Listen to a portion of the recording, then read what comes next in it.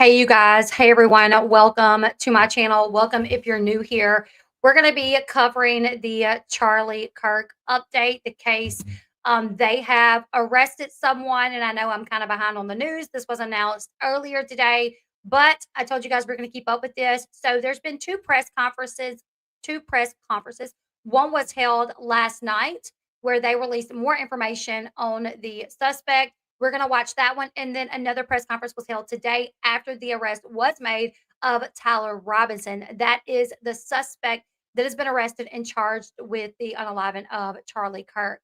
And it is being said that Tyler Robinson's dad was the one that contacted the police department when he saw the pictures of who he believed to be his son released on the news. Also, his son had made comments about Charlie, so he had reason to believe that this was absolutely his son that committed this crime. So a lot of info coming out today. I mean, even as I was about to go live, I saw more stuff coming out. So we're going to watch the videos because in the press conference last night, they showed more video footage of the shooter on the building, jumping off and running out, after he committed this crime. We're going to watch that, listen to what they have to say, and then we're going to watch the press conference where they announced that they arrested him. So let's go ahead, let's get into it. And two, something that I thought was interesting is they made sure to highlight that it was like 33 hours. 33 hours from the time the act was committed until they caught him. 33 hours. I was listening to this press conference with my husband this morning when they said 33 hours, and I thought, of course, there was no way they were going to let somebody that took down Charlie Kirk, that unalived Charlie Kirk, there was no way they was going to let him get away. You cannot come after Charlie Kirk and think they're not going to exhaust all resources and fight tooth and nail to find you. So let's go ahead. We're going to watch the press conference from last night, and then we'll watch the one from today, okay? This evening, we have FBI Director Patel, FBI Deputy Director Dan Bongino, Special Agent. The audio does get a little bit better, but you guys let me know if you can hear. In charge, Robert Bowles, Governor Spencer Cox, Lieutenant Governor Deidre Henderson, and Commissioner Anderson, as well as Commissioner Bo Mason, as well as some local partners here present with us today. Governor, we'll kick it off. Ladies and gentlemen, thank you for joining us here tonight. We appreciate the media and the partnership we have with you in helping us to get information out to the public so that we can catch this assassin and hold him accountable. We are going to share a portion of a video and that we have of the suspect, as well as some new stills. Those have already been released, but we want to make sure that they get as much attention as possible so that we can get help from the public in tracking down this evil human being. So we're going to cue up the video right now, show that. I've asked Commissioner Bo Mason if he would narrate to you what is happening in this video. Thank you, Governor. Bo Mason, Commissioner for the Utah Department of Public Safety. If you look up to the top left, you'll see the building where the shooter was proned out in the top left corner.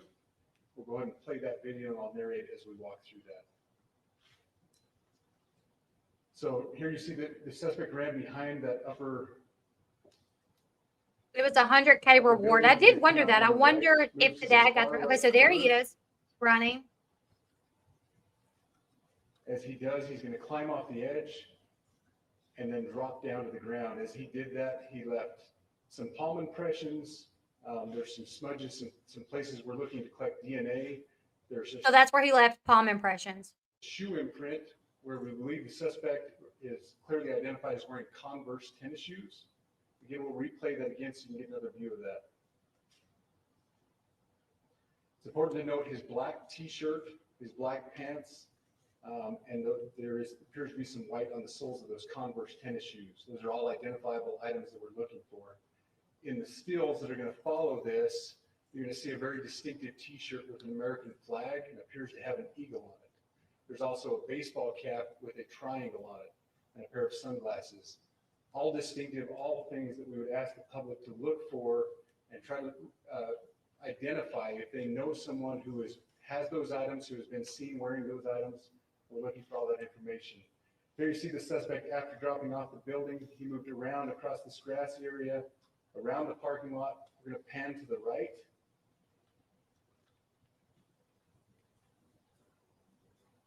I'm just curious if anybody actually witnessed him jumping off that. Surely, look at all the cars. Like, surely somebody. Where he moves over I don't know. into the wooded area. This is the video evidence that we utilize to track his movements and to I couldn't locate either. that firearm in that wooded area following the discovery of this evidence. Good. You want to go to the stills? Now they're going to So show here's the another still video. There he photographs. is. I mentioned these have been enhanced. So these are slightly different than what we introduced earlier. Please pay close attention to the T-shirt. Like I said, very distinctive with that American flag and that eagle. The hat with the triangle and the sunglasses. If you go to the next picture, please. The backpack as well. All identifying features that we're hoping the public can help us identify and lead us to this suspect. Next picture.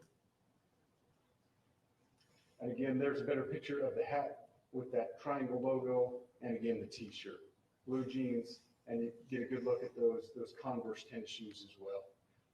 We have pushed these out. We'll continue to push these out, and we just ask for the public's cooperation through the public. The tips that have been coming in are what are giving us our next leads and enabling us to continue to further this investigation. We've had great cooperation from the public, and we're continuing to ask for that as we move forward. Thank you, and I'll turn time back over to Governor Cox. Thank you so much, Commissioner Mason. I want to thank Director Patel and his team. It's great to have them on the ground with us tonight. We've had several briefings, and he's had an opportunity to walk the crime scene. We appreciate our local law enforcement here. Again, we have Mike Smith, who is the county sheriff here. We have all of our local chiefs of police that are here as well, all working hand in hand with the state and with the FBI as we move forward with this investigation. Now, just give you a little warning, we will not be taking any questions at this time. We're giving you the latest information we have, being as transparent with everything that we have. But I do want to share a couple things that I think are important. We cannot do our job without the public's help right now. The public has answered our call for action. So far, we've received more than 7,000 leads and tips. I would just note that the FBI hasn't received this many digital media tips from the public since the Boston Marathon bombing. This case also highlights the dedication of our law enforcement community. We have 20 federal, state, and local law enforcement partners that are working shoulder to shoulder to find the person who committed this horrific crime. With their support, we've completed nearly 200 interviews. As you're aware, as has already been reported, the FBI is offering a $100,000 reward for information leading to the identification and arrest of the person responsible for the murder of Charlie Kirk. We also continue to implore the public to support this investigation and come forward with any information. We are truly hopeful that this video and new photos will lead to even more tips. We are processing. We have an incredible team, a state and federal team working together to process those tips. We're going out in tandem to interview any potential person of interest or suspects. But we need, again, we need as much help as we can possibly get. Any videos or photos that you might have, the public should be submitted to our digital media tip line, which is www.fbi.gov/Utah Valley shooting, all lowercase. Again, that is fbi.gov/Utah Valley shooting, all lowercase.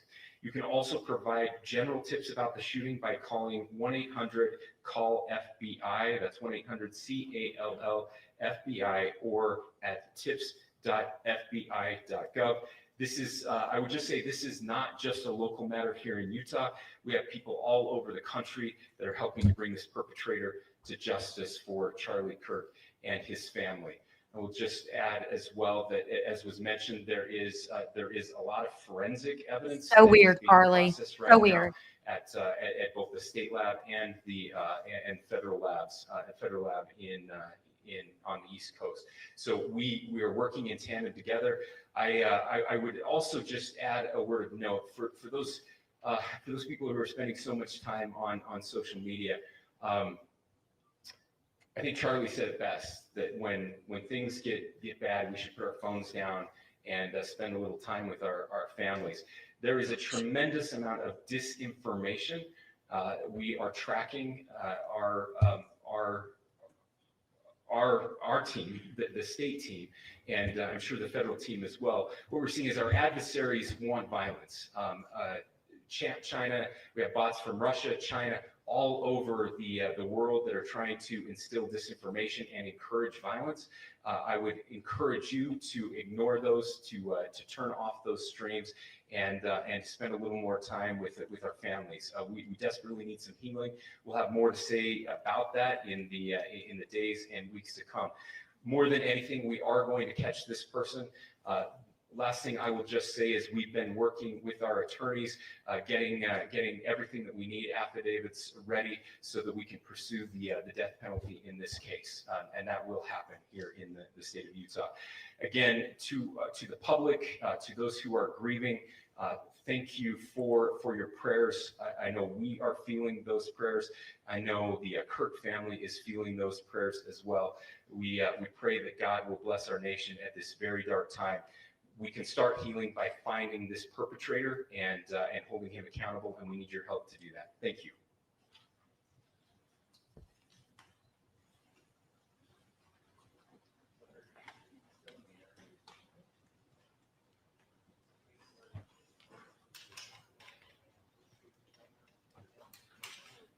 That's what I'm saying. Just shoot the beam. We don't care about sex. Did they? I don't know. That's what he was saying. I'm just relaying. Well, I know. All right, so we're gonna. This was the one that they played last night, and like I said, I watched this on a TikTok live, and I said, guaranteed they know. They've done been in this man's house, probably. They know his name. Like they're just trying to find him, and they had. He was actually brought in last night from what I think the press conference says. The next one we're gonna watch, he was actually brought in like late last night. But they went to his house and talked to his roommate, or well, yeah, because they said they talked to his roommate. So yeah, last night I was like, what we're hearing, trust and believe they know more. So I figured they already had the man's name, probably knew where he lived, and probably already went to his house. All right, so this is the press conference that was held this morning after he was arrested. Good morning, ladies and gentlemen. We got him. On the evening of September 11th, a family member of Tyler Robinson reached out to a family friend who contacted the Washington County Sheriff's Office with information that Robinson had confessed to them or implied that he had committed the incident. This information was relayed to the Utah County Sheriff's Office and scene investigators at Utah Valley University. This information was also conveyed to the FBI. Investigators reviewed additional video footage from UVU surveillance and identified Robinson arriving on UVU campus in a gray Dodge Challenger at approximately 8:29 a.m. on September 10th, in which he is observed on video in a plain maroon t-shirt, light-colored shorts, a black hat with a white logo, and light-colored shoes. When encountered in person by investigators in Washington County on September 12th, in the early morning hours, Robinson was observed in consistent clothing with those surveillance images. What they don't tell you about Sorry, weight loss by guys, hold Skinny on. RX. 1, the average weight loss amount is 9 pounds in the first month. 2, same active ingredient as Ozempic. Investigators interviewed a family member of Robinson who stated that Robinson had become more political in recent years. Wow, Charlie. The family member referenced a recent incident in which Robinson came to dinner prior to September 10th, and in the conversation with another family member, Robinson mentioned Charlie Kirk was coming to UVU. They talked about why they didn't like him and the viewpoints that he had. The family member also stated Kirk was full of hate and spreading hate. The family member also confirmed Robinson had a gray Dodge Challenger. Investigators identified an individual as the roommate of Robinson. Investigators interviewed that roommate, who stated that his roommate, referring to Robinson, made a joke on Discord. Investigators asked if he would show them the messages on Discord. He opened it and showed several messages to investigators and allowed investigators to take photos of the screen as each message was shown by Robinson's roommate. These photos consisted of various messages, including content of messages between the phone contact named Tyler with an emoji icon and Robinson's roommate's device. The content of these messages included messages affiliated with the contact Tyler, stating a need to retrieve a rifle from a drop point, leaving the rifle in a bush, messages related to visually watching the area where a rifle was left, and a message referring to having left the rifle wrapped in a towel. The messages also refer to engraving bullets and a mention of a scope and the rifle being unique. Messages from the contact Tyler also mentioned that he had changed outfits. I know there's been speculation as well as to the writing on those casings, those bullet casings, and I believe we have that as well. And I will share that with you now. So the area north of Campus Drive Road where the suspect crossed over, you saw some of that in the video that we released last night, consists of a grassy area with trees on the edge of the UVU campus. Investigators discovered a bolt-action rifle wrapped in a dark colored towel. The rifle was determined to be a Mauser Model 98 30-06 caliber bolt-action rifle. The rifle had a scope mounted on top of it. Investigators noted inscriptions that had been engraved on casings found with the rifle. Inscriptions on a fired casing read, "Notices, bulges, capital OWO, what's this, question mark." Inscriptions on the 3 unfired casings read, "Hey fascist, exclamation point, catch, exclamation point." Up arrow symbol, right arrow and symbol, and 3 down arrow symbols. A second unfired casing read, "Oh Bella Chow, Bella Chow, Bella Chow, Chow Chow." And a third unfired casing read, "If you read this, you are gay, LMAO." We are indebted to law enforcement across the state who's worked seamlessly together, local law enforcement, state law enforcement, and our federal partners with the Federal Bureau of Investigation. We're grateful. Oh, Bella Ciao means goodbye, beautiful in English, but it's a song. Bella Ciao translates to goodbye, beautiful in English, and is the refrain of a famous Italian folk song that became an anthem for the anti-fascist resistance representing freedom and sacrifice. The song tells the story of a partisan bidding farewell to his love as he prepares to fight for his country's freedom and the beautiful.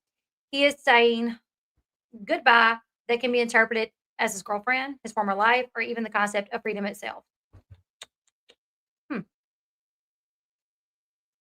For everyone who worked together in such a short amount of time to find this person and to bring justice. Amen. I want to thank the public who has been so engaged, reviewing videos, helping us with sending in tips, and helping us get to this point. I want to thank the family members of Tyler Robinson who did the right thing in this case and were able to bring him into to law enforcement as well. I especially want to thank the family of Charlie Kirk, Erica, Charlie's parents, his children. I want us to be thinking of them as we bring justice in this case. They will be involved in that justice. We will be working very closely with them as we move through this process as well. This is a very sad day for our country, a terrible day for the state of Utah, but I'm grateful that at this moment we have an opportunity to bring closure to this very dark chapter in our nation's history. With that, I will now turn the microphone over to the Director of the FBI, Kash Patel. Thank you, Governor. This is what happens when you let good cops be cops. The FBI and our partners are proud to stand here today together to bring justice to the family of Charlie Kirk and honor his memory. I want to express my deep gratitude to President Trump, the Vice President, and the entire White House who have been so incredibly supportive with both resources and just personally to the FBI as a team. They had our backs the entire way, and I just want to express my gratitude for giving us the resources we need to operate in this space to bring this sort of justice at this sort of speed. In 33 hours, we have made historic progress for Charlie. Governor Cox, our partnership has been absolutely incredible these last few days. Our partnership will endure. Your state and local partners, your sheriffs, your DPS community has been unbelievably impressive in the hardest of times. And a case like this cannot be solved, cannot be brought without partnering with your state and local authorities. The FBI has a certain role to play, and we will play that role, and we will lead out for the federal government. But Governor Cox, we are so grateful for your state partnership that led out on this investigation. A little bit of the timeline. Charlie was shot at 12:23 p.m. on Wednesday. The first FBI agents arrived on scene in 16 minutes with chiefs of police at 12:39 and secured the scene. The FBI immediately launched fixed-wing assets. We utilized these assets to transport personnel, specialty technicians, hostage rescue teams. We also utilized these assets to go back and forth from the East Coast and here in Utah to transport forensic evidence and other evidence that will be analyzed and is being analyzed at our FBI laboratories in Quantico and other laboratories, including the ATF. At my direction, the FBI released the first set of FBI photos of the suspect at 10 a.m. local time on 9/11. Then, shortly thereafter, the FBI reward of $100,000 was released at 10:45 a.m. local. Myself and Deputy Director Bongino arrived on the scene at approximately 5:30 p.m. on 9/11. The governor led a press conference last night at approximately 8 p.m., where at my direction, the FBI released a never-before-seen video of the suspect. We also released new images to the public of the suspect. And just last night, the suspect was taken into custody at 10 p.m. local time. Jermaine struggled for years with dental issues before finally finding Nuvia. Normally I Listen to what he wanted. Normally I screen record these, but I couldn't today. There was too much going on. Confidence. I want to be able. In less than 36 hours, 33 to be precise, thanks to the full weight of the federal government and leading out with the partners here in the state of Utah and Governor Cox, the suspect was apprehended in a historic time period. And I want to highlight what Governor Cox said. This would not have been possible without you, the media, and you, the public. That's why we went so public, so fast, and we're so transparent, and we're committed to that transparency. The crime scene, just a little bit there. It is a large crime scene. State and local authorities, along with federal authorities, processed that crime scene quickly. And I even had the ability to walk through that crime scene and walk through the steps the suspect took to learn more about what was needed and what resources we needed to bear to create a full picture for the FBI and leadership back in Washington. Furthermore, thankfully to state and local partners, forensic evidence has been seized and continues to be garnered. Forensic evidence has already been evaluated at FBI laboratories in Quantico and state and local authorities here. We will continue to process evidence as we see it, as we collect it, and we will continue to deliver to Governor Cox and his team. Last night, we had a total of approximately 7,000 7,000 leads. As of this morning, thanks to your great work, we have over 11,000 leads that were called in to the FBI. And we are running out every single lead that we can. Every one of those leads will be run out. The arrest is a testament to the dedication of good law enforcement being great and partnerships in law enforcement, which I've tried to highlight as my tenure as the director of the FBI.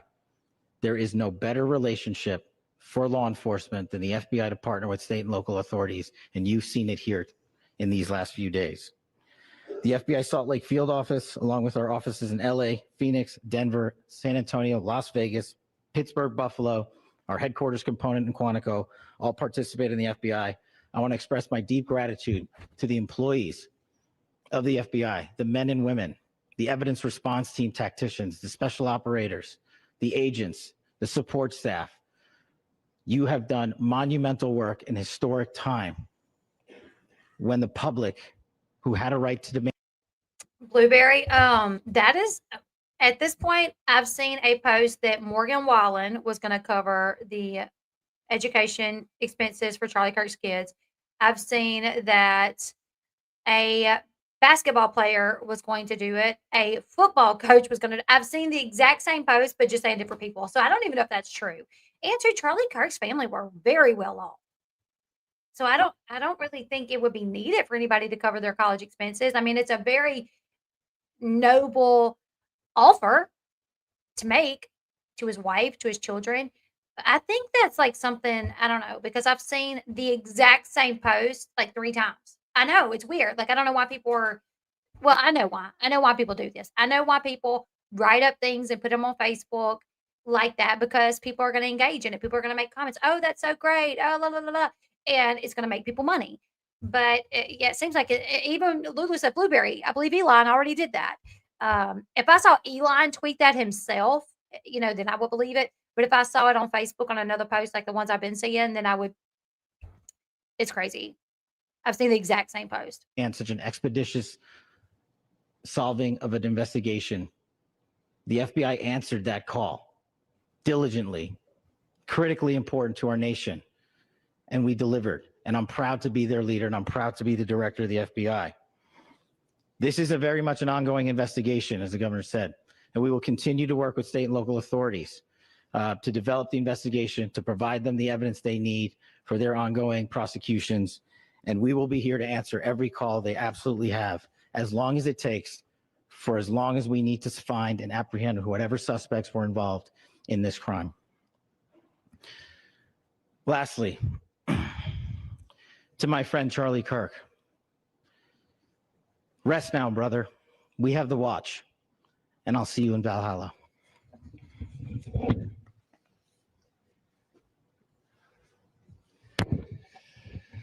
Thank you, and good morning. I would just like to take a few minutes as the sheriff to express my gratitude for everybody who has played a part in this investigation.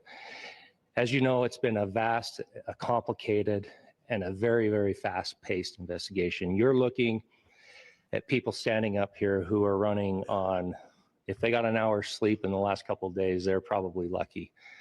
It has been very taxing. It has been so impressive, speaking on behalf of the local law enforcement, to see the cooperation that we've seen in this type of case. Across the state, sheriffs, chiefs, our state partners have stepped up and have come to the call on anything that we needed. Our county chiefs have been phenomenal. Our Utah County Attorney, Jeff Gray, who's standing up here with us, has been phenomenal in leading us through this investigation. I would like to thank the federal government for their resources, their assets. Our local team here, our FBI team, has been extraordinary in helping us work through this and bring this person to justice. Most of all, I would like to thank the public, and specifically, I would like to thank the public who turned to prayers and who turned to positiveness for us. I would like to thank them on behalf of the law enforcement community, because we needed those prayers. That's what we needed to get through this. We needed your support, and you gave it to us. We needed your patience, and you gave it to us. And I would like to thank you for the Kirk family, because that's what they need, is your support and your prayers, and that will get us through all of this. So thank you, everybody, for everybody that have stepped up. We've had such a phenomenal response to this. Jermaine struggled for years with dental issues before finally finding Nuvia. Listen to what he wanted most. Hold on. Yeah, Trump did say he's going to go to his funeral. Is Valhalla heaven? So I didn't know what it was either. So I looked it up, if I'm saying it right. Valhalla is the magnificent hall of slain warriors in Norse mythology, located in the celestial realm of Asgard, where Odin rules over brave souls chosen by the Valkyries to join his army. It is a warrior's paradise where they spend their days training and fighting, only to be revived each evening for grand feasts and celebrations, preparing for the final battle of Ragnarok. I think I said that right. Okay. I didn't know what that meant either. Thank you.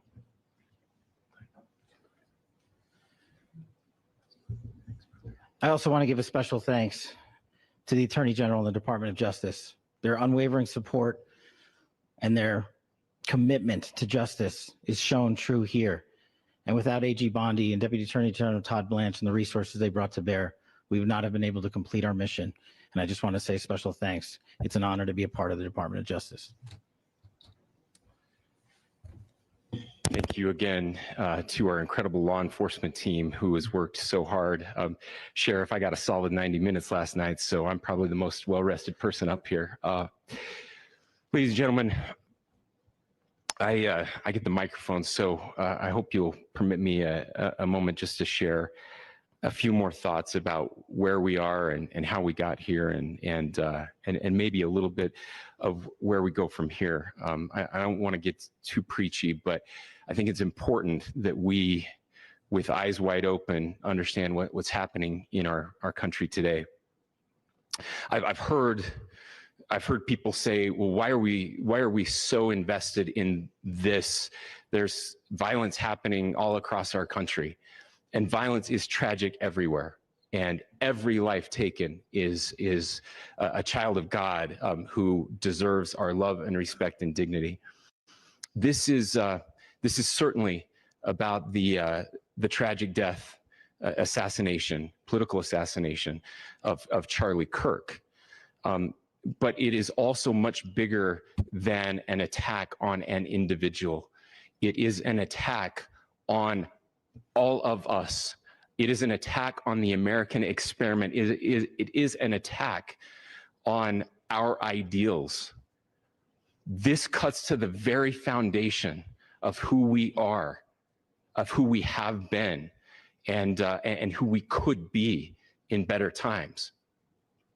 Political violence is different than any other type of violence for lots of different reasons. One, because in the very act that Charlie championed of expression, that freedom of expression that is enshrined in our founding documents, in having his life taken in that very act, right, makes it more difficult for people to feel like they can share their ideas, that they can speak freely.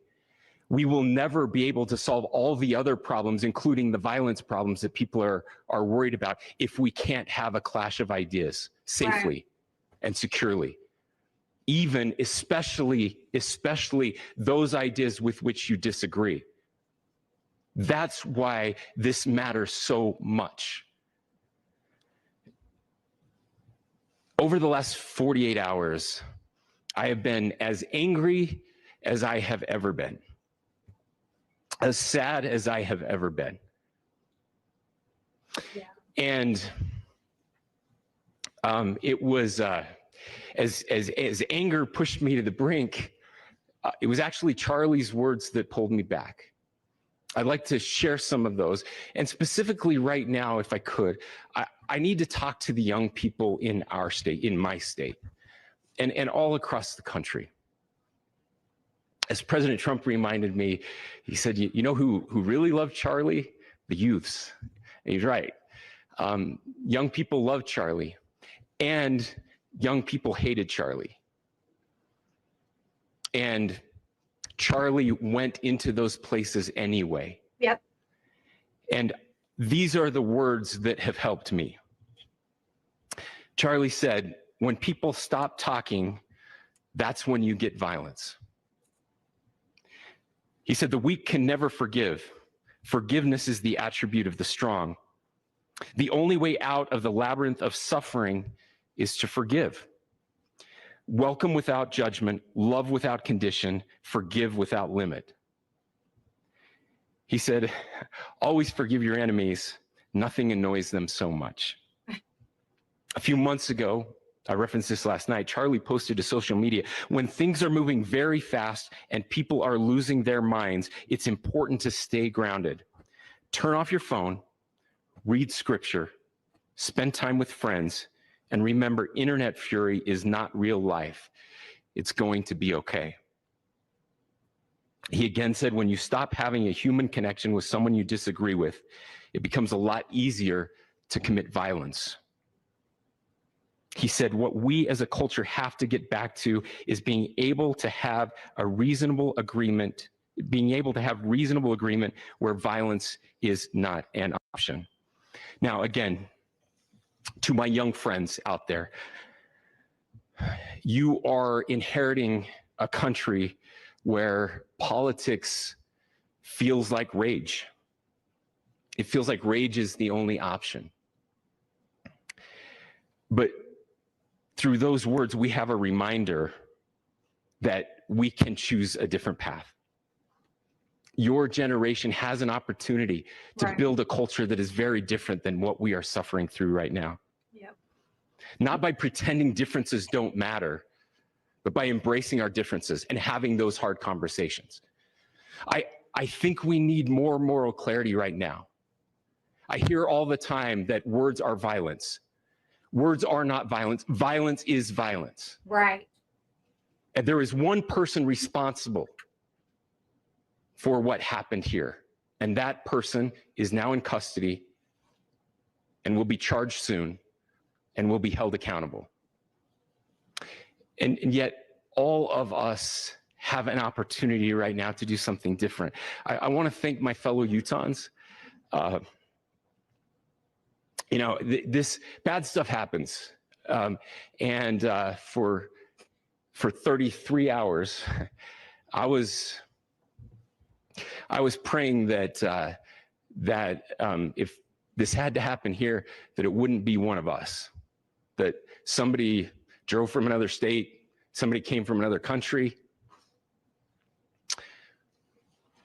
Sadly, that prayer was not answered the way I had hoped for, just because I thought it would make it easier on us if we could just say, hey, we don't do that here. And indeed, Utah is a special place. We lead the nation in charitable giving. We lead the nation in service every year. But it did happen here. And it was one of us. But I want you to look at how Utahns reacted the last 2 nights. There was no rioting. There was no looting. There were no cars set on fire. There's no violence. Some of my kids are top of their class, and I fully attribute IXL to helping them reach that goal. And I do apologize for all of the extra interactive practice. But I haven't had time to eat today, so I do apologize. There were vigils and prayers and people coming together to share the humanity. And that, ladies and gentlemen, I believe is the answer to this. We can return violence with violence. We can return hate with hate. And that's the problem with political violence, is it metastasizes. Make it worse. Because we can always point the finger at the other side. And at some point, we have to find an off-ramp, or it's going to get much, much worse. But see, these are choices that we can make. History will dictate if this is a turning point for our country. But every single one of us gets to choose right now if this is a turning point for us. We get to make decisions. We have our agency. And I desperately call on every American, Republican, Democrat, liberal, progressive, conservative, MAGA, all of us to please, please, please follow what Charlie taught me. I'll just conclude with with words I share often from a friend and author, Yuval Levin, who was asked if he was optimistic about our country, and he said, "I'm not optimistic." He said, "I hate optimism." God, that sounds bad. But he said, optimism is a vice. It's this idea that good things are just going to happen. And he said, in the history of the world, good things have never just happened. He says, I'm not optimistic, but I am hopeful. And hope is the virtue that sits between the vices of optimism and pessimism. Hope is the idea that good things are going to happen because we can make them so. I still believe in our country. And I know Charlie Kirk believed in our country. I still believe that there is more good among us than evil. And I still believe that we can change the course of history. I'm hopeful because Americans can make it so. Ladies and gentlemen, we're happy to answer any questions you might have. Please speak to whether the suspect is speaking with authorities and his demeanor, Tyler Robinson, when he turned himself in. I cannot speak to that.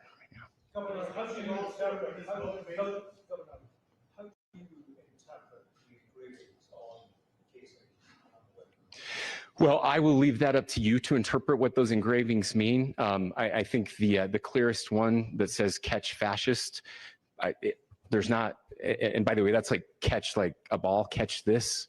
That's I think that speaks for itself. Governor, you indicated that he had been communicating. Please.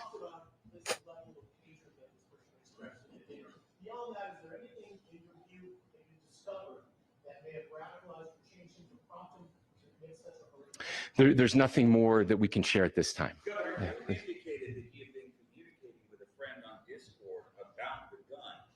Do you anticipate any more arrests?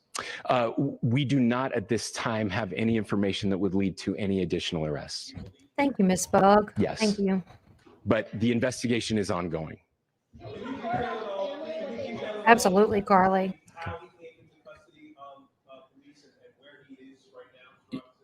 Yes. So right now, Mr. Robinson has been booked into the Utah County Jail.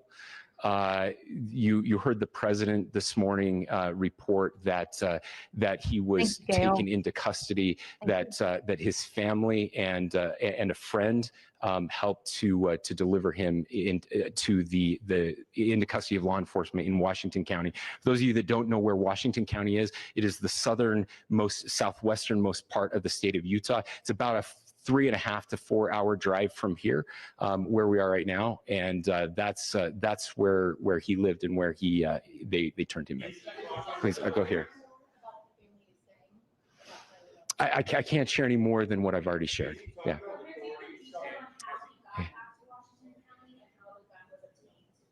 So how we obtained the gun was found here. So I don't have much more details on that. We do know that he drove. We had his car here on campus, and then we had his car going south back to the St. George. It's actually the city of Washington in Washington County. I'm sorry. We don't have any information that would lead us to believe that. Yes, in fact, it was just released. Yes. I can't answer that right now. Did he discuss a motive? Yeah, thank you. Over here.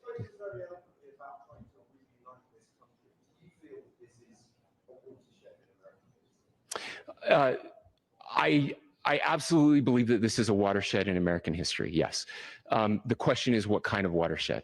And that chapter remains to be written. Is this the end of a dark chapter in our history, or the beginning of a darker chapter in our history? Look, I mean, if you look at true political assassinations in this country of someone of this stature, this feels a lot like the late 60s. And having one so gruesome makes me think of JFK on camera, in all of our hands and in all of our pockets. we are not wired as human beings biologically. Right, Matt. Historically, we have not evolved in a way that we are capable of processing those types of violent imagery. And by the way, we've seen another one with a gruesome stabbing very recently that went viral. This is not good for us. It is not good to consume. Social media is a cancer on our society right now. And I would encourage, again, I would encourage people to log off, turn off, touch grass, hug a family member, go out and do good in your community. That is happening, and it's happening organically right now. I had a friend in a small city in Utah who said, we're getting together.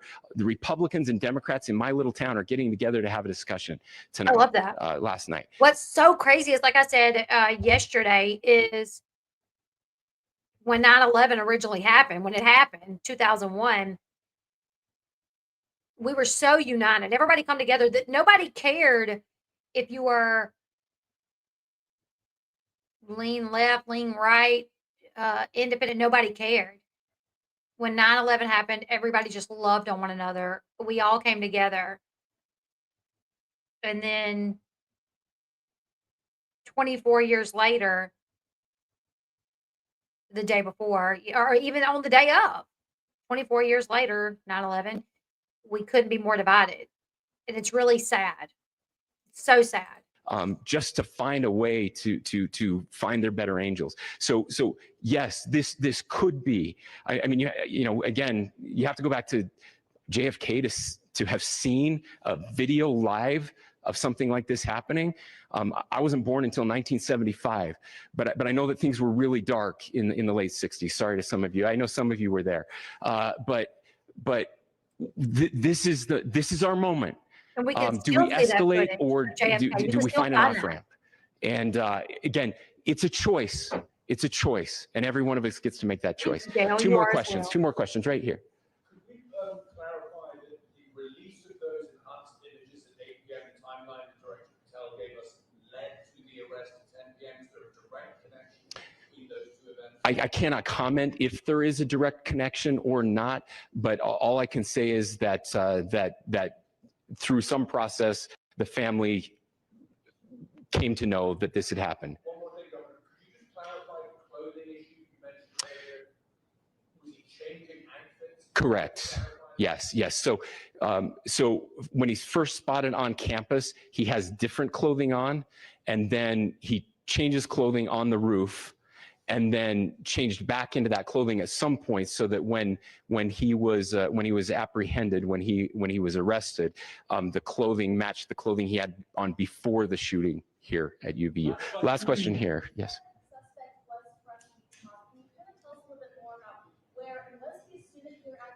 I need to make that a rule in my house. Yeah. So I don't have any information on the mental illness part. He was not a student here at UVU. He was living and had lived for a long time with his family in Washington County, in the southernmost part of our state. Thank you, everyone, for your great work in getting this information out. I will just say, process-wise, this may be important. I know many of you aren't familiar with the process in Utah. I think it's important that you understand that. Basically, we have 3 days for charging documents to be filed. A CI will be filed. We'll have more information then, more detailed information as those charging documents are filed in preparation for a preliminary hearing. So 3 days. So we would anticipate then that early next week those charging documents will be filed. We will obviously be working. The county attorney will be working very closely with Mr. Kirk's family as those documents and decisions are prepared and made. Thanks, everyone.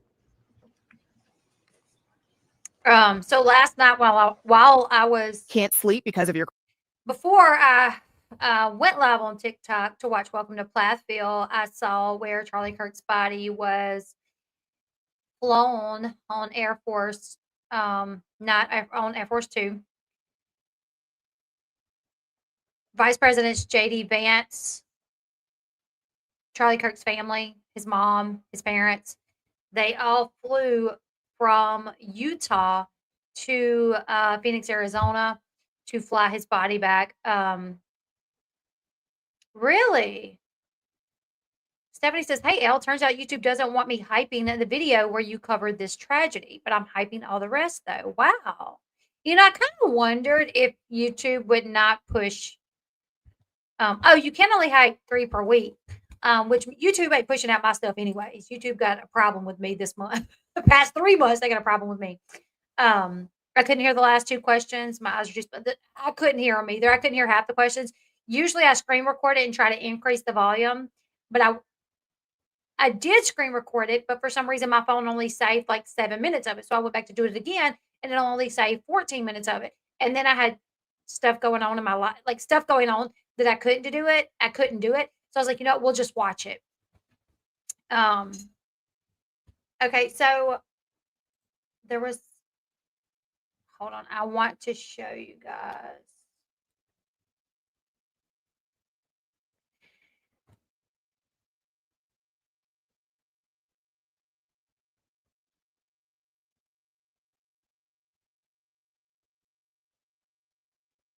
Oh, wow.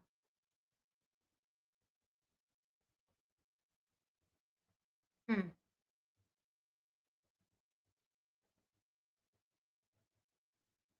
Oh, The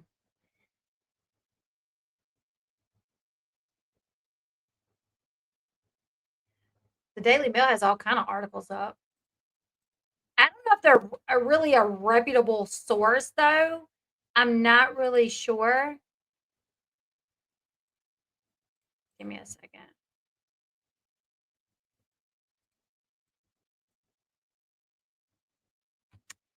Charlie Kirk's suspects chilling childhood blank obsession after parents gave their kids build your own rifle for Christmas. Build your own rifle kit. I mean, social media post has offered a glimpse into the childhood of Tyler Robson, 22, who was named Friday as the alleged unaliver who shot Charlie Kirk at a rally in Utah. This one here says grandma of Charlie Kirk's breaks silence to reveal reason FBI must have the wrong man.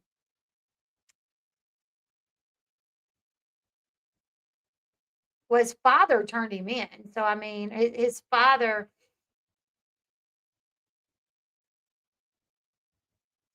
I don't know if you guys can see this. It's very tiny, but I'll read it really quickly. The 22-year-old university student accused of blank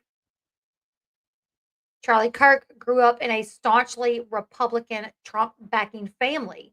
The Daily Mail can reveal, unless this is the Daily Mail. So take it, I don't know, Yeah, it isn't always correct. So I'm kind of, I don't know. Breaking her silence on Friday, Tyler Robinson's grandmother, Debbie Robinson, 69, says she was stunned by the charges against her grandson, describing him as a quiet, reserved young man who never spoke about politics despite his father's staunch Trump support. But his father said that he did. Where's the rest of the article? I don't know. We're gonna get off this one because I don't know how much of that is true. So bear with me. But the Daily Mail did show them bringing his body back. So I wanted to show you guys that.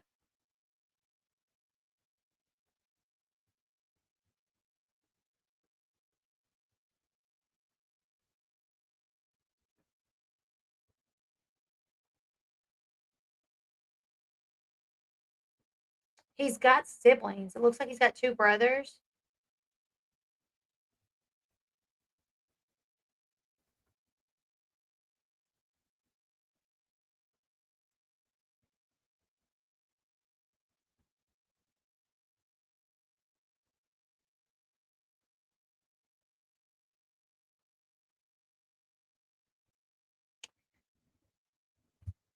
Oh my goodness, you guys, I can't. I don't know why I can't make this bigger though when it's on here.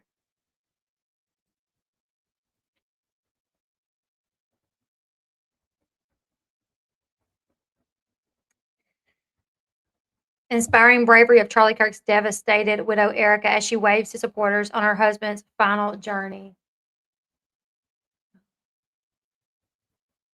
Man.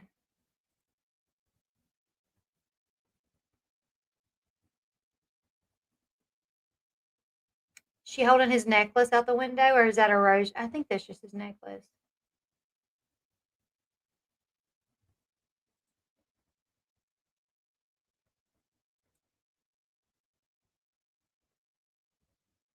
And listen, even if you're not a Candace Owens supporter, she did a video about Charlie Kirk because Candace Owens and Charlie Kirk were really good friends. And just for anybody that wants to get like a glimpse into like a different side of Charlie Kirk, watch that because I watched her video and they were really good friends. And she showed videos of them dancing and singing and like singing, like him sending pictures of himself in different shades, being like, "What about this one? What about this one? You like these? You like these?" Wearing Yeezys, like, how does this look? She said, like, what the world didn't see about him is that he was really funny. He was a really funny character. Like she said, whenever he started dating Erica and they turned to talk about, marriage, Candace said, like, they just joked all the time. And she was like, "Oh, you have to marry her, and she has to marry you because like her last name is just a whack last name, like Erica Kirk would sound so much better. She has to marry you. She can't turn you down." And like he's like, "You're right. Like Erica Kirk sounds so much better. There's no way she's gonna deny me. I mean, her last name, you know what I'm saying? Like just joking and like she really gives like a insight into his personality that, the public doesn't really get to see because they only see him like debating.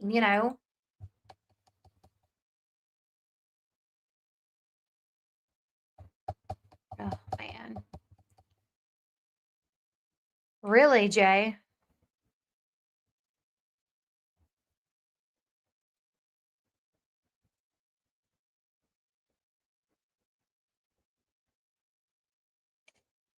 There's his wife.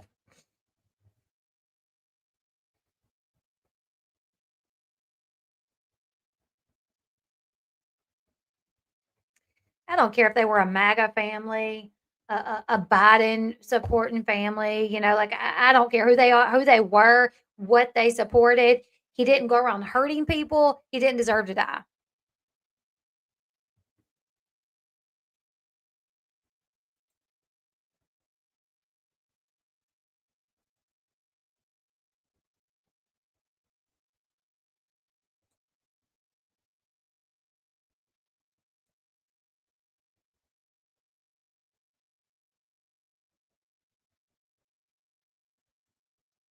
I saw this on TikTok and I have to try it. If you have Oh goodness, TikTok shop.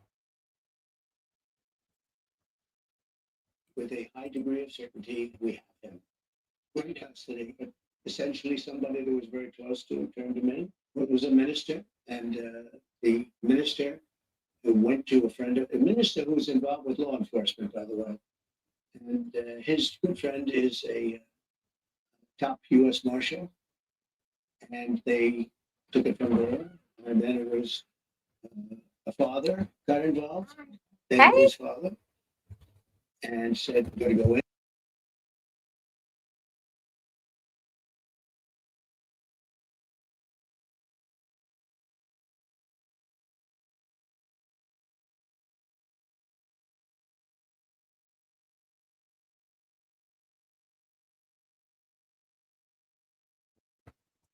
Um, my nephew came in. My nephew came in for a second, so I muted it.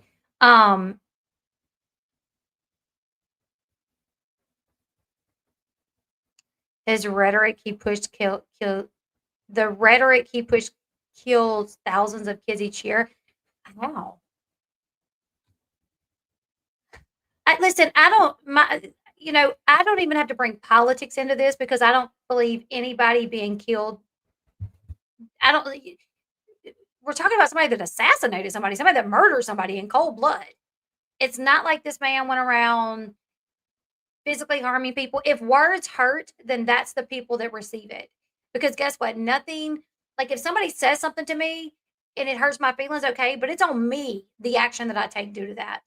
It's on me if I'm going to if somebody says something to me and it hurts my feelings and it leads me to punch them in the mouth, then guess who goes to jail over that? Not the person that said something, me, because I punched somebody in the mouth.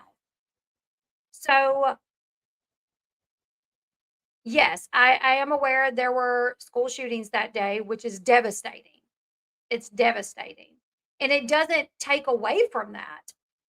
Nobody's saying like that those things don't matter.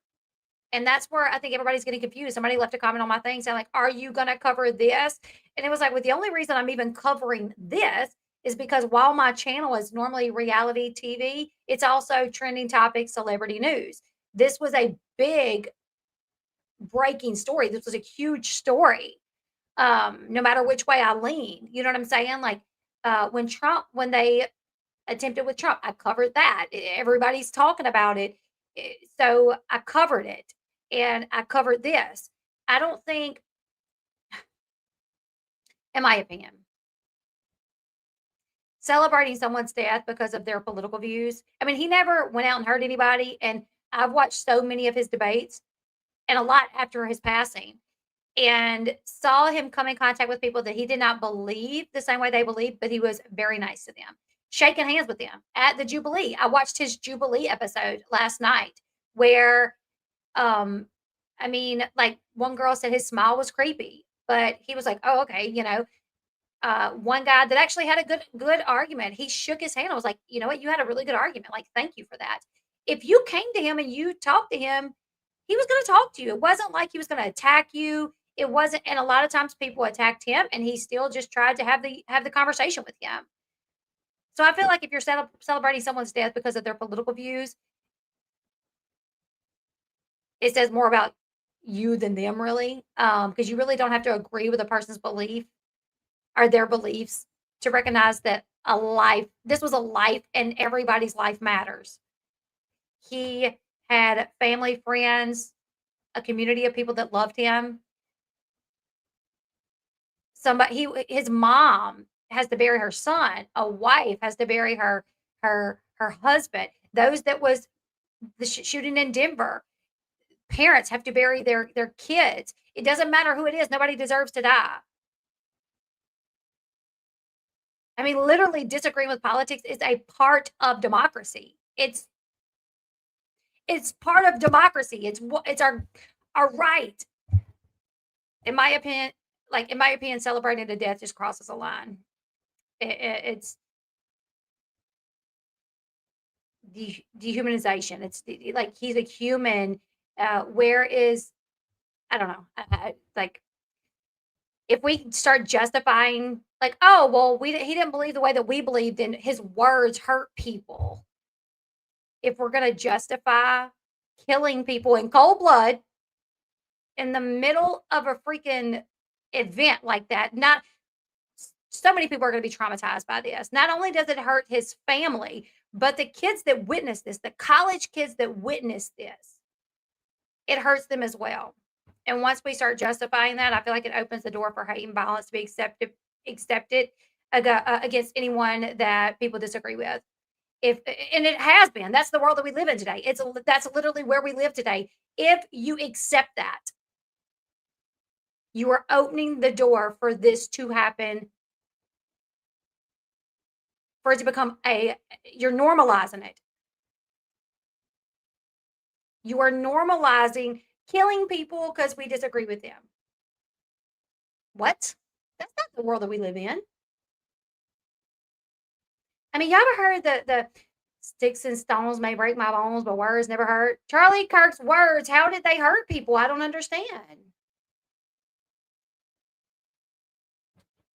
I haven't seen anything saying that he was black. I did see somebody say they wish that they would have put it out that he was a white, but they did put out pictures yesterday, and it was clear in the pictures he was white. But, I do understand. I don't know.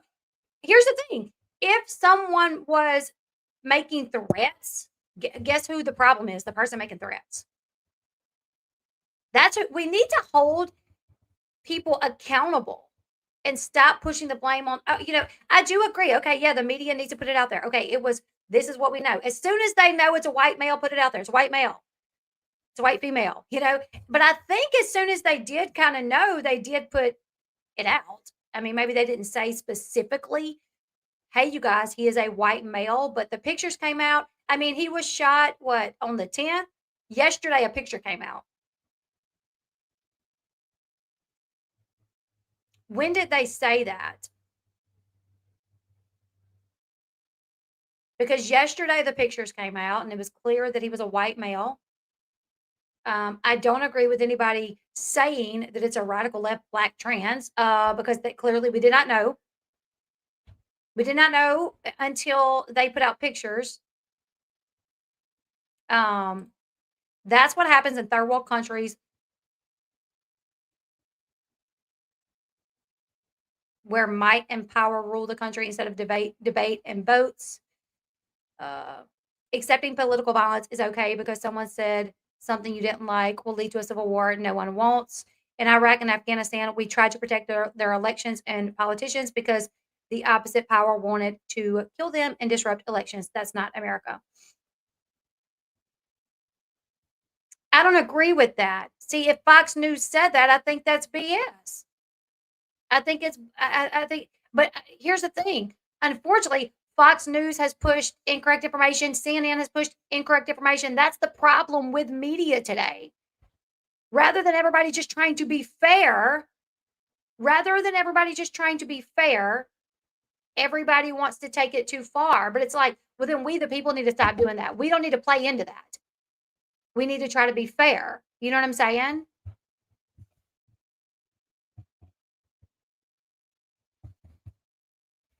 I mean, I don't agree with any outlet pushing that it was this type of person or that type of person just because it was their beliefs. I think when you are on an outlet, it is your job to, I mean, even me, I'm just a YouTuber. I'm not a reporter, but I was talking to my mod, one of my mods yesterday, and I said, I have to be very careful because I was on a live doing this and I was just like bringing up different articles and reading different comments, but some of those articles and comments had misinformation. And I started realizing that, like, oh, that's not real. That's not real. That's not true.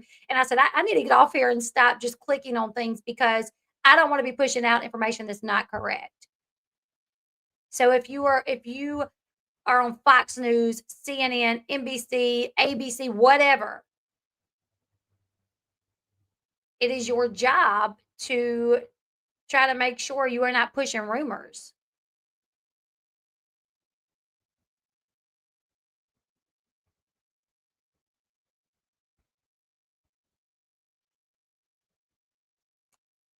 There was something written on the bullets that was announced at the press conference. Let me read the article. Let's see. I had it pulled up a while ago.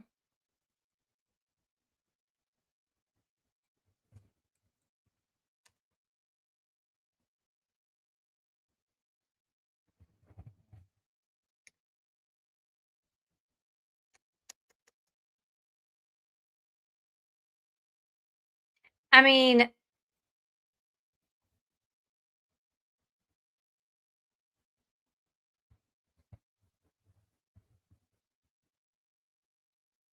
right. As Charlie Kirk often said, a country should have an obligation to its citizens first. It's so hard to know who to trust. It's sad. Thank you, EJ, for the super chat. Thank you so much. I appreciate you. Thank you. TV news is so annoying. They're saying the teen that shot the school was radicalized by an extreme party.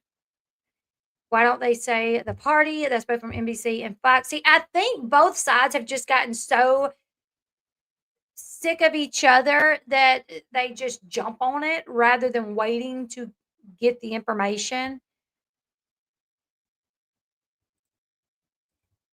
Let's see if I can. All right, here's what some of the bullet casings engravings in the Charlie Kirk shooting mean. Some of the messages adopt the flippant, sarcastic chatter often found on online message boards and in-game chats. What else? This is in the New York Times. I probably won't be able to read all this because I'm not subscribed to it. Unfired cartridges found with the gun that officials say was used to unalive Charlie Kirk were engraved with a variety of messages, the authorities said on Friday, including many that suggest a familiarity with anti-fascist symbolism and the insider slang of video games and online culture that pervade the lives of young Americans.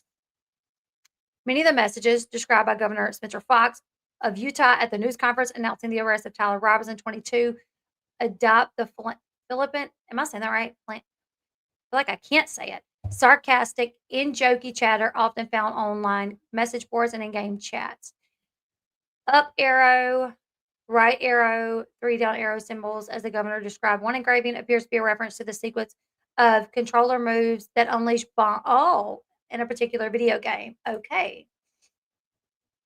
Another phrase notices Bulgy's OWO. What's this? Is used for trolling with roots in online role play communities. Flip it. Thank you. Flip it.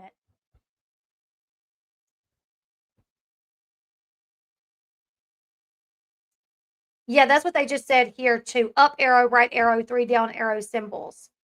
And that's from a video game, Helldivers. Yeah, I mean, he just said it a while ago. He just said one was like, if you read this, you're gay. LMAO. Like what?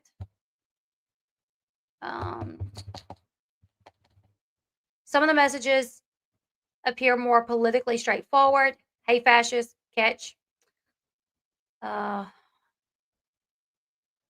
In other words, Bella Ciao, an apparent reference to an Italian song adopted by the anti-fascist resistance during World War II.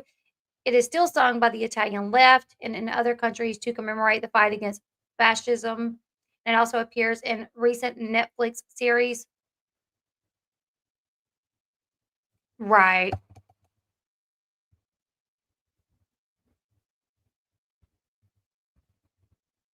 No, I know you've been here because I've seen you here. I know you're one of my people, and you can absolutely respectfully disagree with me. I don't want you to feel like I'm coming at you.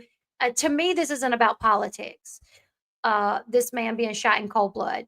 It's not about politics. It is, and I don't like it either. I don't like how divided the world is. I don't like how one side will, run with something, the other side will run. I think both sides do it, to be quite honest. Um, have you seen the video Turning Point posted of a guy challenging Charlie to fight and he wouldn't do it? I just feel like, I mean, my goodness, publicly, we just can't go around shooting people because even if we think they're hateful and they have hateful, like I said, I know people in my real life. I know, I'm sure we all do. Don't we all know somebody that's just a hateful, negative person? A negative Nancy in your family, in your life, that every time you see them at a family function, they're just negative. Well, that doesn't mean we could kill them and then say they're just hate filled. They are just a hateful person. Guess what? Because if you do it, the cops come, that's not an excuse. You know what I'm saying? Like, it's not okay.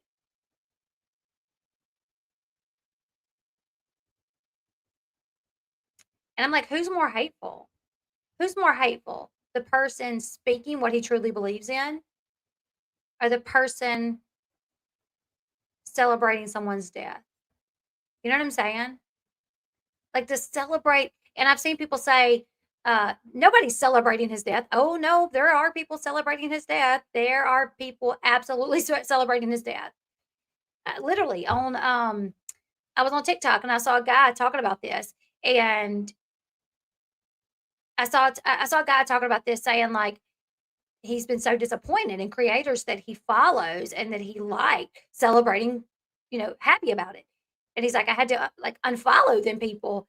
And it's not even about politics. He said, these are people that I follow. He said, but them just happy about his death. I don't understand it. And somebody commented, said, there's nobody celebrating his death. And I'm like, what? Yeah, there absolutely is. I said, there's definitely people. No, there's not. I'm like, I'm not even looking for people celebrating his death. And I've come across the videos with those popper things. Exactly. It's happening.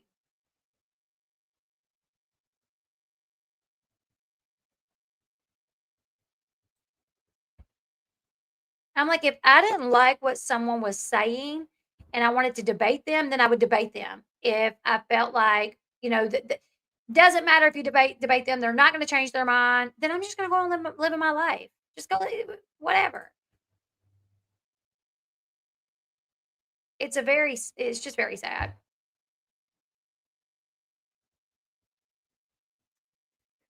So yeah.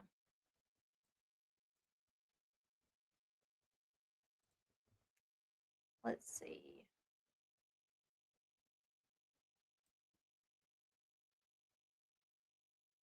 I'm scared to even pull up. Like yesterday, I was looking up articles, a CNN article, and I'm like, I don't know. Then a Fox article, I'm like, I don't know, because it's so hard to know. I don't know.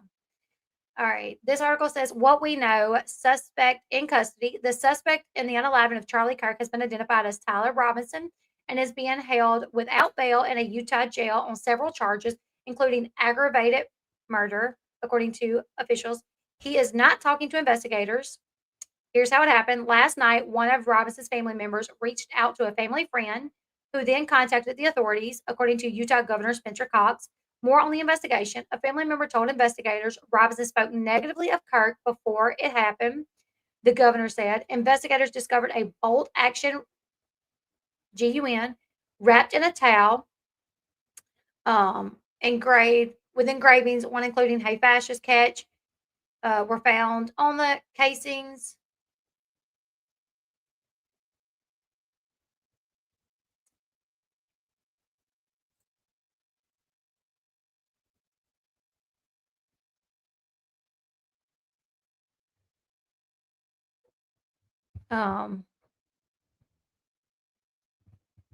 See, that's my thing. Yeah, my grandma is MAGA. Sometimes I don't pick up her call because she wants to argue with me instead of have a civil conversation. We're going to disagree, and that's what I think the best thing you can do when when you have a loved one that has different political beliefs.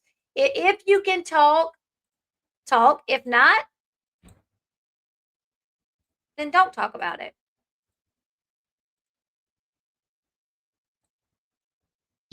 When you build here, you don't have any tariffs. Mr. President, Go ahead, in please. light of the Minnesota shooting last week, the Department of Homeland Are they Security talking is about- awarding more than $100 million to hundreds of faith organizations across the country to help them ramp up security.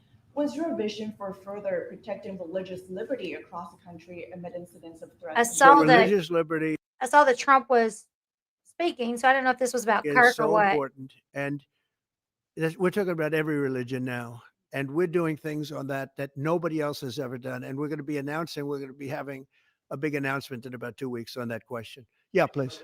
On Space Command, sir, are you concerned that people may not be willing to relocate from Colorado to Alabama? No, I'm not worried. Then we'll get somebody else. Colorado's- I mean, the problem with Colorado is they have a very corrupt voting system. Okay, I thought maybe that was him talking about Charlie Kirk. So yeah, Stephanie Abbott. So does anyone else think this was organized? Like, no way, it was just one guy. Yeah, I feel sorry for the vets that serve to protect our freedom, including speech, just for some of us to spit on it. And see, my husband's a veteran. My husband, who's in the chat, who has been to Iraq, Afghanistan, Kane Brown got some horrible messages just for saying he's sad for the world, hates how much hate there is, and how he's sorry for the kids and the wife. I saw his video, and he's like, I just want us all to get along. I just want us all to get along. Like, this ain't a left right issue. He's like, this is a human issue with humanity. I saw that, and I saw that he got a lot of hate, and I'm like, what? So sad. J. Marie said, at Emily, I'm sorry for my comment earlier. This whole thing just has my nerves all over the place. I shouldn't have said that the way that I did. Thank you, J. Marie. I don't know what you said, but I do want my channel to be a place that we can come, because everybody has heightened emotions right now after what just happened. People that support Charlie Kirk, obviously heightened emotion state right now. The people that didn't like him, that feel like, oh, you guys are making such a big deal out of this. Nobody else is getting this attention. Why are you guys showing him so much attention? Their emotions are heightened right now as well. But I do believe, we can come together to talk about it. People can explain why they're upset about it, and others can explain why they feel the way they feel about it.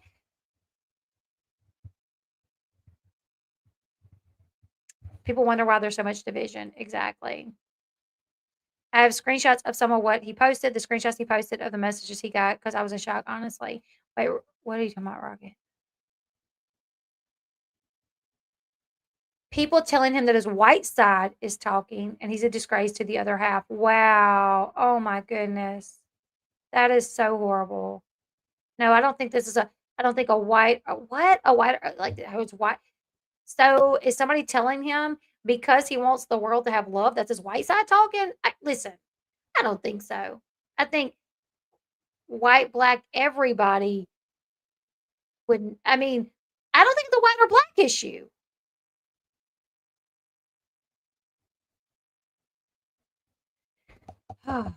As far as the people that are okay with Charlie passing, and especially the people that celebrate his passing, unfortunately, they need to look within themselves. Just because this is a human, we can't be okay with this.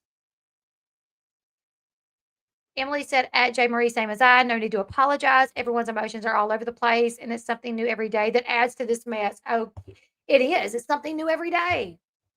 This is a sign of the time. Son of Jesus, if you haven't already. I couldn't sleep the past couple of days. I'm pregnant, and now I'm scared about bringing new life. Stephanie, I understand. I understand. Anyways, you guys, I'm going to go ahead and close this one out. I just wanted to give you guys the updates of the latest new press conferences. Tyler Robinson, 22 years old, is he? 22. 22 years old. His father initially turned Robinson in. I'll read this really quickly. Robinson named suspect in Charlie Kirk shooting. Authorities have taken into custody the person they suspect of unaliving conservative activist Charlie Kirk on Wednesday at a Utah University campus event. Tyler Robinson, 22, was taken into custody in St. George, Utah on Friday. Actually, I think they said it was last night. Robinson's father recognized him as the person being sought by police after authorities distributed photos. I don't think I've read this yet. The father initially told Robinson to turn himself in. Robinson said no, but later changed his mind. The father called their youth pastor, who is also a U.S. Marshals Task Force officer. The officer advised the father to have Robinson stay in place. At a press conference on Friday, Utah Governor Mr. Cox said Robinson had become more political in recent years, engaged in a conversation with a family member about Kirk's visit to Utah Valley University. Cox also described what was engraved on the casings of the shells found on the scene. The first one, we already went over this. Also, there's a picture of him, like in his college dorm or something. I don't know. And the shoes that he's wearing, it's the same shoes he was wearing in one of the pictures that they put out of him when he was leaving the scene. Law enforcement officers interviewed Robinson's roommate, who showed officers messages between him and Robinson. The content of those messages include messages affiliated with the contact Tyler, stating a need to retrieve a rifle from a drop point, leaving the rifle in a bush. Messages related to visually watching the area where the rifle was left. Messages referring to having left the rifle wrapped in a towel. All this was said. This is just repeating what was said. Yeah. Okay. Anyways, you guys, we're going to go ahead and close this one out. Thank you, everyone, for coming. I know this is a sensitive topic as well. Continue to pray for their family because, oh my goodness, they're going to need it. And just be vigilant in not spreading misinformation. I'm even having to do that myself. As far as his wife and kids being there, I don't know if his wife or kids were there. I've looked this up 3 or 4 times, and I found the National Enquirer saying his wife and kids were there, and the BBC said his wife and kids were there. The BBC has retracted their statement. They have retracted and said they do not know if his wife and kids were there. The National Enquirer, they said that they were, but they quoted the BBC. So the BBC has now changed that. So I don't know if his wife and kids were there, but I think we all just have to be vigilant. And if we hear something, rather than saying this is true, when we leave a comment on Facebook, I saw this somewhere, don't know if it's true. I don't know, But you guys, leave me your thoughts. Come back and hype the video up, and I'll be back later with probably reality TV news because I gotta get away from this. It's too heavy. It's too heavy. I need to get back into something that's going to take my mind away from all the heavy stuff. But you guys let me your thoughts, like, share, subscribe, and I'll see you guys in the next one. Bye, guys.